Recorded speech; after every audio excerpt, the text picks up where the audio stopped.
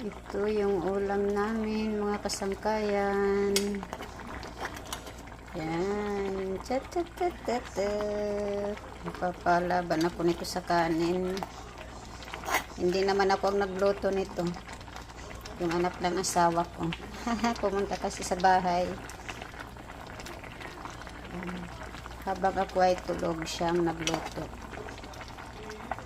Yan.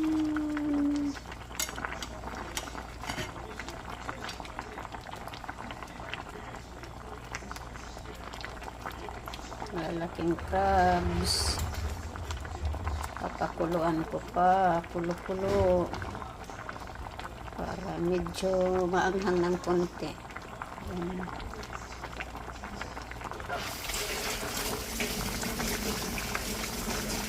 Yummy, yummy.